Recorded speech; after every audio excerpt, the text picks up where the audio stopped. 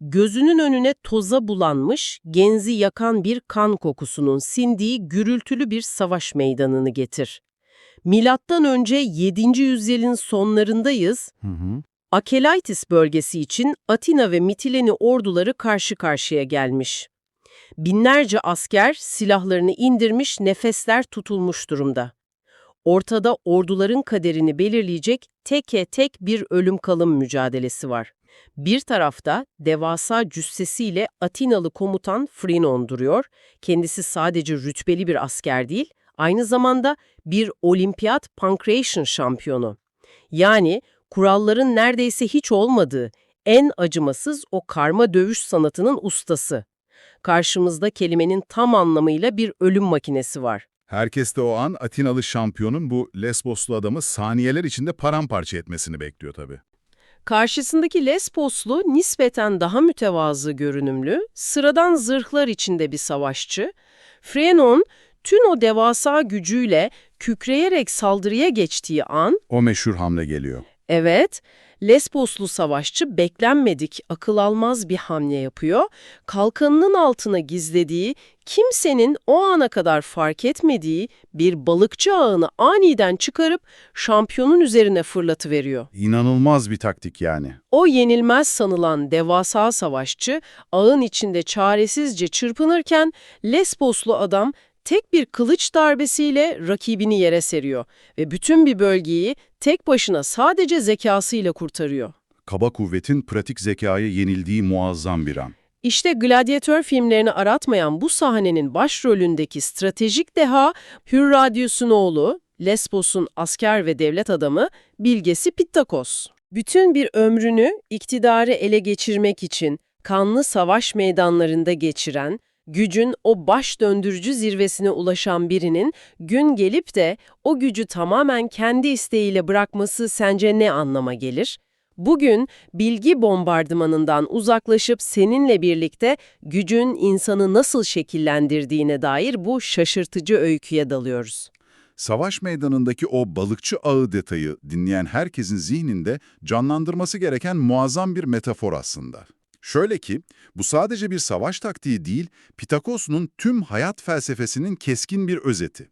Yani sorunun doğrudan üzerine gitmek yerine doğru anı bekleyip durumu kendi lehine çeviren bir zeka var ortada. Mitilene halkı da tam olarak bu pratik zekaya, bu soğukkanlı kahramanlığa vuruluyor zaten. Düşünsene, bu adam daha önce ünlü şair Alkaios'un kardeşleriyle birlikte Lesbos tiranı Melankros'u devirmiş. Devleti bir diktatörden kurtarıyor yani. Ardından da Atinalı bir şampiyonu alt etmiş. Halkın ona duyduğu minnet ve saygı öylesine devasa bir boyuta ulaşıyor ki, yönetimi kelimenin tam anlamıyla altın bir tepside ona sunuyorlar. İsteyerek veriyorlar gücü. Evet, antik dünyada diktatörlerin kan dökerek entrikalarla aldığı o mutlak gücü, halk ona kendi rızasıyla bir kurtarıcı olarak teslim ediyor. Ama burada asıl büyüleyici olan şey, Pittakos'un bu mutlak gücü eline aldığında ne yaptığı değil. Asıl mesele o güçle ne zaman vedalaştığı. Tam 10 yıl boyunca yasaları yeniden yazmak, devleti temelinden onarmak ve o bitmek bilmeyen sivil kaosu bitirmek için mutlak bir yönetici olarak kalıyor. 10 yıl çok ciddi bir süre. Öyle. Ve 10. yılın sonunda herkesin ona en çok itaat ettiği, sözünün kanun sayıldığı, gücünün mutlak zirvesinde olduğu o gün aniden istifa ediyor. Kalan 10 yıllık ömrünü ise sıradan bir sivil olarak bir zamanlar hükmettiği insanların arasında geçiriyor. Öylece gitmesine izin mi veriyorlar yoksa gerçekten bir sabah uyanıp benim işim bitti falan mı diyor? Çünkü bu anlattığın şey hani insan psikolojisine fena halde ters. Ters görünür tabii. Peki bunu biraz açalım. Bu modern dünyada batmak üzere olan bir şirketi kurtaran bir CEO'ya benzetilebilir belki. Şirketi dipten alıyor, zirveye taşıyor ve tam primleri toplayıp köşesine çekiliyor. Ama gücün doğası böyle işlemez ki, değil mi? Hele ki antik dünyada hiç işlemez. Güç dediğin şey içine oturduğun rahat bir koltuktan ziyade çıplak elle tuttuğun yüksek voltajlı bir elektrik kablosu gibidir. 10 yıl boyunca o kabloyu tutup vücuduna o akımı alıp sonra hiçbir şey olmamış gibi o kabloyu yere bırakamazsın. Antik Yunan'da bunu yapan başka biri var mıydı? Pittakos kesinlikle bir anomali ama tamamen tekil bir örnek değil aslında. Eğer bu durumu felsefi ve tarihsel olarak daha büyük bir resme oturtursak, Atina'nın efsanevi yasa koyucusu Solon ile çok güçlü bir tematik paralellik görürüz. Solon da benzer bir şey mi yapmıştı?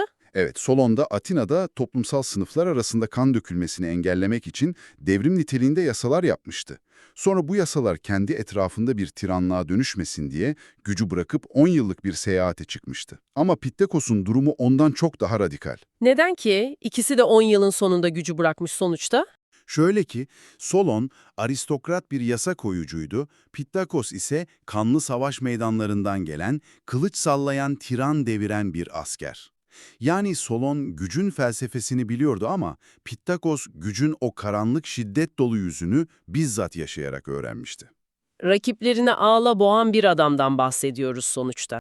Onun kendi sözleriyle özetlemek gerekirse, Pittakos'un bu konudaki felsefesi şudur: İktidar, insanın özünü ortaya koyar. Çok iddialı bir söz. Kesinlikle. Yani sen bir insana sınırsız yetki verdiğinde o yetki onu değiştirmez. Sadece onun içindeki gerçek kişiliği taktığı maskeleri sökerek dışarı çıkarır.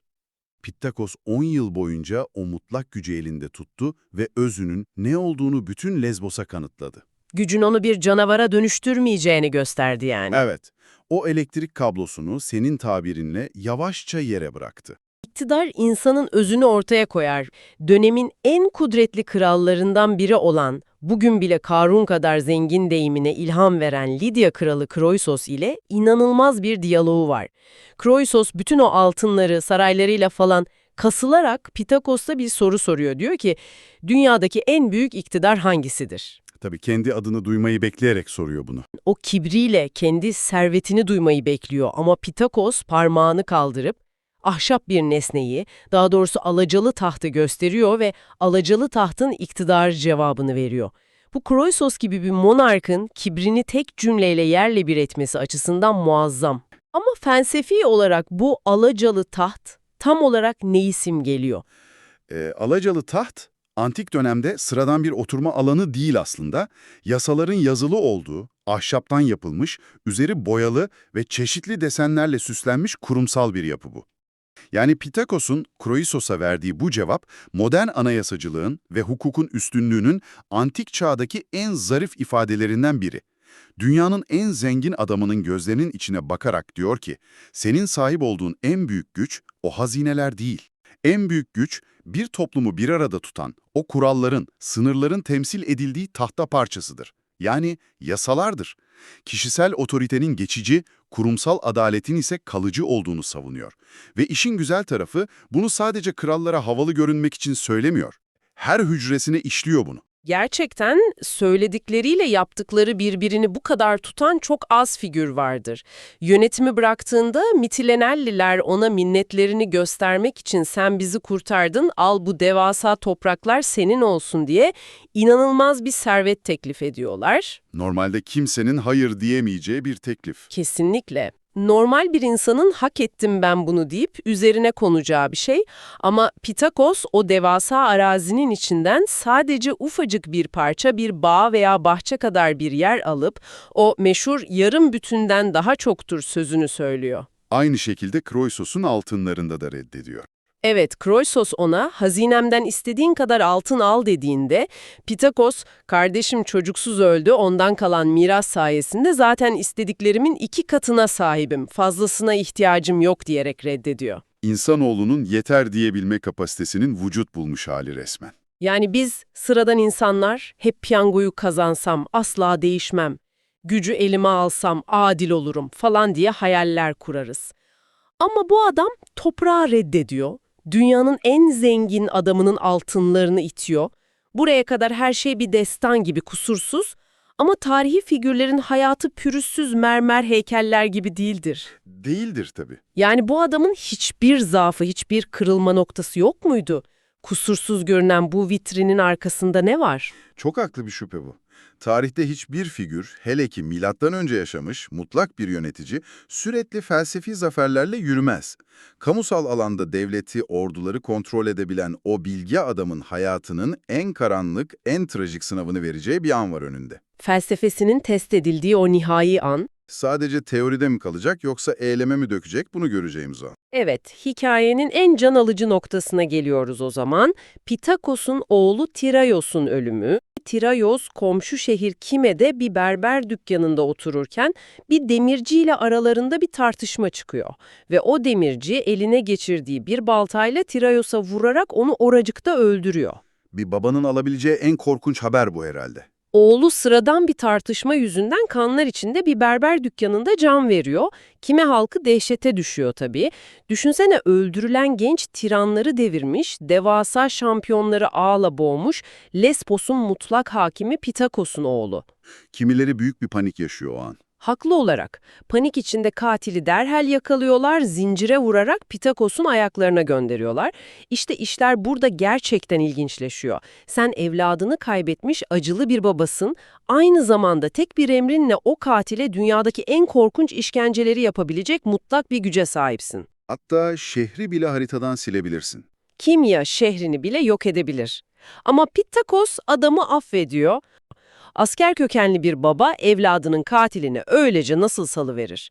Bu gerçekten yüksek bir erdem mi yoksa ben kan davalarının ötesinde devletin ta kendisiyim mesajı vermek için kurgulanmış buz gibi bir politik şov mu? Bu tarihçilerin ve felsefecilerin de yüzyıllardır tartıştığı son derece haklı bir şüphe aslında. İnsan doğası intikam ister, hele ki evlat söz konusuysa. Katil ayaklarına kapandığında Mitilene'deki herkes kan dökülmesini bekliyor. Kana kan, dişe diş mantığının tek geçer akçe olduğu bir çağ sonuçta. Evet, yani neden durduk yere affetsin ki? Çünkü Pittakos'un bu adamı affetmesinin arkasında hem derin bir felsefi duruş hem de rasyonel bir devlet aklı var. Söylediği o muazzam sözü hatırlayalım. Bağışlamak, pişman olmaktan iyidir. Pittakos, intikamın o anlık yakıcı tatmininin sonrasında nasıl bitmeyen bir kan davası döngüsüne dönüşeceğini görebilecek kadar devlet tecrübesine sahip. Eğer Kaymeli bir adamı vahşice infaz ederse, bu iki şehir arasında yıllarca sürecek bir savaşa neden olabilir. Yani kendi kurduğu düzeni kendi elleriyle yıkmış olacak. Tam olarak öyle. Kurduğu yasal düzen bir intikam tiyatrosuna dönüşür. Yani öfkesini frenlemesi hem kendi ruhunu hem de 10 yıl boyunca inşa ettiği devletin onurunu korumak içindir. Yani hem oğlunun yasını tutuyor hem de benim intikamım kurduğum devleti yıkmamalı diyor. Gerçekten ürpertici bir otokontrol bu. Öyle. Tabii tarihin o puslu yapısı gereği kaynaklar bize her zaman tek bir kesin gerçek sunmaz. Antik dönemin tam olarak doğrulanmamış bazı rivayetlerine göre Pittakos bu bağışlamak öç almaktan iyidir sözünü oğlunun katiline değil, en büyük baş düşmanı şair Alkaios'a karşı söylemiş de olabilir. Alkaios onu yıllarca kışkırtan şair değil miydi? Evet, devleti kışkırtan muhalif şair Alkaios'u savaşta ele geçirdiğinde söylediği de iddia ediliyor. Ama bağlam ne olursa olsun değişmeyen tek bir kesin gerçek var. Pittakos, gücünü karşısındakini yok etmek için değil, affederek o gücün anlamsızlığını kanıtlamak için kullanıyor. Onun çok sık vurguladığı bir prensibi vardır. Soylu olmak zordur. Burada kastettiği soyluluk, damarlarında akan kanla veya krallıktan gelmekle değil. Gerçek soyluluk o zaman güce hakim olabilmek mi? Mutlak gücün varken, rakibini tek hamlede yok edebilecekken durabilmek, nefsine hakim olabilmektir. Ve bu gerçekten bir insanın başarabileceği en zor iştir. Soylu olmak zordur gerçekten öyle. Bütün bu anlattıklarımızdan sonra Pittakos antik bir tapınaktaki kusursuz bir aziz gibi, insanüstü bir varlık gibi gelmeye başladı kulağa. Savaş meydanında devleri deviren, devleti 10 yıl demir yumrukla yönetip sonra köşesine çekilen, evladının katilini affeden bir adam. Bu kusursuz felsefe makinasının gündelik hayatta hiç mi insani bir defosu yoktu? Yani hiç mi çuvallamazdı bu adam? İşte bu noktada o mermer heykel görünümünün çatladığını ve altından dertleriyle boğuşan kanlı canlı bir insanın çıktığını görüyoruz. Aterniuslu genç bir adamın anekdotu var ki, bunu okuduğumda felsefenin bazen nasıl kişisel yaralardan doğduğunu görüp resmen sesli güldüm. Bu genç adam kafası epey karışık bir halde bilgemizin yanına geliyor. Büyük Pittakos diyor, 2 kadın var evlenmek istediğim. Biri benimle aynı sosyal statüde, sıradan dengim olan bir kadın. Diğeri ise benden çok daha zengin, çok daha köklü bir soylu aileden geliyor. Hangisiyle evlenmeli? Genç adam muhtemelen uzun destansı bir felsefi öğüt bekliyor o an. Tabii canım, nutuk bekliyor. Ama Pittakos uzun uzun konuşmak yerine elindeki bastonu kaldırıyor ve 3 yol ağzında oynayan bir grup sıradan çocuğu işaret ediyor. Çocuklar yerde topaç çeviriyorlar ve topaçları kamçılarken birbirlerine sürekli bağırıyorlar. Diyorlar ki onu kendine çek, onu kendine çek. Çok spesifik bir detay bu. Pittakos gence dönüp sadece şunu söylüyor. İşte çocukların sesini duyuyor musun? Git ve onların dediğini yap. Onu kendine çek, yani sadece kendi dengine git. Yüzeyde tamamen havalı bir kendi dengine git mesajı. Ama hikayenin arka planına, Pittakos'un kendi hayatına baktığımızda asıl ironiyi görüyoruz. Bazen birine tavsiye verirken geçmişteki kendine, kendi pişmanlıklarına bağırırsın ya. İşte tam olarak öyle yapıyor. Çünkü kendisi zamanında gidip dönemin en asil, en soylu ailelerinden birinin kızıyla evlenmiş ve tarihsel kaynakların fısıldadığına göre bu soylu hanımefendi kocasının kökenine babasının Trakyalı olmasını sürekli aşağılamış. Pittakos, devleti yönetirken bile evinde o avam kökeni yüzünden karısı tarafından sürekli küçümseniyor. Ve muhtemelen hayatı ona zehir oluyor. Yani Pittakos o gence topaç çeviren çocukları gösterirken içinden büyük ihtimalle ben yandım sen yanma evlat falan diyor. Statü sevdasından uzak dur, kendi denginle huzurlu bir hayat kur diyor. Kendi mutsuz evliliğinin travmasını bir felsefe dersi olarak gence sunuyor. Kesinlikle öyle. Bilgelerin de evlerinde mutsuz olabileceğini, o görünmez duvarlara çarpıp kanayabileceğini gösteren harika bir detay bu. Onu insanileştiren tek şey mutsuz evliliği de değil üstelik. Az önce bahsettiğimiz o muhalif şair Alkaios'un ona taktığı lakaplar var bir de. O hakaretler meselesi gerçekten çok ilginç. Şiiri bir silah olarak kullanıyor resmen. Neler söylüyordu onun için? Alkaios, Pittakos'un fiziksel kusurlarına acımasızca saldırıyor. Mesela düz taban olduğu ve ayaklarını biraz sürüyerek yürüdüğü için ona paytak ayaklı diyor. İnanılmaz. Siyasi hitabet sırasında biraz iddialı popülist konuştuğu için onu palavracı olmakla suçluyor. Fiziksel görünümüyle, kilosuyla dalga geçip şiş göbek ve midesine düşkün olduğu için obur diyor. Tam bir antik linç kültürü. Bir de karanlık çöktükten sonra kimse görmeden yemek yediği, gizli gizli içtiği dedikodusunu yayıp ona karanlık akşamcı lakabını takıyor. Amacı onu avam estetikten yoksun, kaba bir adam olarak göstermek. Ama işe yaramıyor değil mi? Yaramıyor çünkü tarih açısından bütün bu hakaretler Pittakos'un değerini düşürmez, aksine onun kusursuz bir mitolojiden ziyade göbeği olan, paytak yürüyen, karısıyla anlaşamayan, karanlıkta yemek yemeyi seven defolu kanlı canlı bir figür olduğunu kanıtlar. O defolu bedenin içinden koca bir devleti onaran, adaleti ve mutlak gücü elinin tersiyle iten o muazzam irade çıkıyor diyorsun. Paytak ayaklı, şiş göbekli ama yeri geldiğinde devleri deviren, düşmanlarını affeden, devleti baştan yaratıp sessizce giden bu adamın hayatından biz bugün ne çıkarmalıyız? Bence anahtar kelime zaman. Evet, Pittakos'un felsefesinin kalbi zamanla, yani yaşadığı an ile kurduğu ilişkide atıyor bence de. Onun en ünlü özdeyişlerinden biri zamanı kolladır. Bir diğeri de kendisine en iyi nedir diye sorulduğunda verdiği o meşhur bugünün işini iyi yapmak cevabıdır. Geçmişe takılmıyor, geleceğe de hırslanmıyor. Asla. Evladının katilini affederek geçmişin o kanlı yükünü atıyor, geleceğin kibrine kapılmıyor, o sadece şimdiyi yönetiyor. O ağı fırlatmak için en doğru şimdiyi bekliyor. 10 yılın sonunda da kendi yarattığı şimdiki anın bittiğini fark edip gücü usulca bırakıyor, anı ustaca yönetmeyi öğretiyor bize. Pittakos bize gücün ne olduğunu, gücü ne zaman bırakmamız gerektiğini gösterdi. En öfkeli anlarda bile insanın kendi sınırlarını nasıl çizebileceğini kanıtladı. Ancak bu bilgeler dünyasında gücün sınanması burada bitmiyor. Başka kimler var? Antik Yunan'da denizden çıkarılan ve üstünde en bilgi olana yazan o meşhur altın üç ayak efsanesini hatırlıyor musun? O üç ayak kimin daha layık olduğu tartışmasıyla bilgeler arasında elden ele dolaşmıştır. Ama o ödülün asıl sahibi filozoflar zincirimizin bir sonraki halkası olan Bias'tır. Onu konuşmak zihnimizde bambaşka bir ufuk açacak. Bir sonraki dosyamızda Bias'ın dünyasına doğru yelken açıp o bilgelik üç ayağının peşine düşeceğiz. Ama şimdi sen kulaklıklarını çıkarmadan veya ekranını kilitlemeden önce sana bir sorum var. Sabah uyanıp işe giderken sıradan bir hayatın içindeyken, iktidar insanın özünü ortaya koyar demek, o özün temiz kalacağına inanmak sana da çok kolay gelmiyor mu? Hepimiz büyük bir güce sahip olsak ne kadar mütevazı olacağımızı söyleyip dururuz. Peki ya bugün, tam şu an, senin eline kimseye hesap vermeyeceğin, hiçbir yasanın seni bağlamayacağı mutlak bir iktidar gücü tam 10 yıl boyunca verilseydi, bütün o süslü kelimelerinin ardında oturduğun o mutlak taht senin gerçek özün hakkında dünyaya ne fısıldardı? Bir okur, bir kare, yaşayan kütüphane. Fikirler burada ölmez.